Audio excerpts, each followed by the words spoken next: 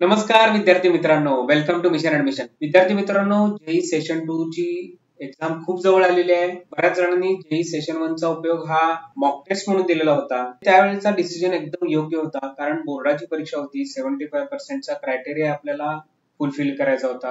बऱ्याच जणांची practical clash होत होती, त्यामुळे त्याचा उपयोग त्यांनी मॉक टेस्ट म्हणूनच दिला. काही जणांना जेई सेशन 1 लाही खूप छान मार्क मिळाले, त्यांच्याबद्दल तर काही प्रश्नच नाही. जेई सेशन 2 ला त्याच्यापेक्षाही चांगले मार्क मिळतील, ऍडव्हान्स पण पुढे त्यांचं क्लिअर होईल आणि IIT मिळेल अशी अपेक्षा करतो. पण जे आता जेई सेशन 2 ला सामोरं जात आहेत त्यांच्यासाठी सगळ्यात महत्वाच्या काही थोडक्यात टिप्स आहेत. व्हिडिओ जास्त लांबवत नाहीये, तुमचा वेळ सगळ्यात महत्वाचा आहे. त्या टिप्स फक्त महत्वाच्या आहेत तेवढ्या जाणून घ्या. सगळ्यात महत्वाचं, आता एखाद्या सब्जेक्ट मधला टॉपिक जर बॅकला पडला असेल, कन्फ्युजिंग असेल, तर नवीन टॉपिक आता कोणताही करायला घेऊ नका. तो टॉपिक क्लिअर करण्याची ही वेळ नाही. जे टॉपिक एकदम परफेक्ट झालेले आहेत त्याचं रिव्हिजन करा. शॉर्ट नोट ज्या असतात त्याचं रिव्हिजन करा, फॉर्म्युलाचं रिव्हिजन करा आणि सगळ्यात महत्वाचं मॉक टेस्ट वर जास्त भर द्या. आणि मॉक टेस्ट सुद्धा अशी अरेंज करायची की आपण खरोखरच एक्झाम हॉल मध्ये बसलेलो आहोत. तिथला जो सिरियसनेस आहे, ड्रेस कोड असेल किंवा कोणी एकमेकांशी बोलायचं नाही, मोबाईल बाजूला ठेवायचा, कोणतेही सोशल मीडिया जवळ असता कामा नये. तुम्ही असं समजा की आपण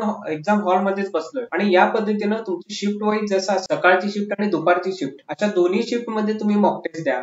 म्हणजे तुम्हाला कोणत्याही परिस्थितीत कोणतेही एक्झाम सेंटर असेल तरी तिथं त्या शिफ्टला, त्या एन्व्हायरमेंटला ऍक्च्युअल एक्झामच्या वेळी वेगळं काही वाटणार नाही, स्ट्रेस येणार नाही. त्याप्रमाणे तुम्ही मॉक टेस्ट द्या. सगळ्यात महत्वाचं, कोणत्याही प्रकारे निगेटिव्ह विचारांच्या लोकांशी संपर्क अजिबात साधू नका, त्यांना दूर ठेवा. जेही सेशन 1 अवघड होतं त्याच्याही पेक्षाही सेशन 2 अवघड निघणार आहे, अशा काही विनाकारण अफवा पसरवणारी लोक असतात. खूप अवघड आहे, त्याच्यापेक्षा अजून काहीतरी कर वगैरे वगैरे बोलणारी, अशा लोकांपासून खूप दूर राहा. कारण सगळ्यात महत्वाचं आहे, 2 वर्ष तुम्ही मेहनत केलेली आहे, 2 वर्ष तुमच्या पाठीशी तुमचे आई वडील किंवा पालक उभे आहेत, त्यांनी त्यांचं मार्गदर्शन तुमच्या मागे आहे, त्यांचा पाठिंबा आहे, त्यांचा पैसा खर्च झालेला आहे. ह्या सर्वात महत्वाचं आहे की तुम्ही जास्त मेहनत घेतली आहे, त्यामुळे तुमच्या मेहनतीवर तुम्ही कॉन्फिडंट राहा. कोणत्याही निगेटिव्ह विचारांच्या मित्र असू देत किंवा नातेवाईक असू देत, कोणाशी कॉन्टॅक्ट मध्ये राहू नका. परीक्षा दिल्यावर त्यांच्याशी बोला पाहिजे तर. आरोग्य पण सांभाळा. 6 ते 7 तासांची चांगली झोप होऊन दे. त्यानंतर थोडक्यात काही प्राणायाम वगैरे करता आला, योगा करता आला तर तो करा. खूप मोठं काहीतरी एक्सरसाइज करायला आता जाऊ नका. हात आणि पाय आपल्याला व्यवस्थित ठेवायचे आहेत. सगळ्यात महत्वाचं, उन्हाळा आहे,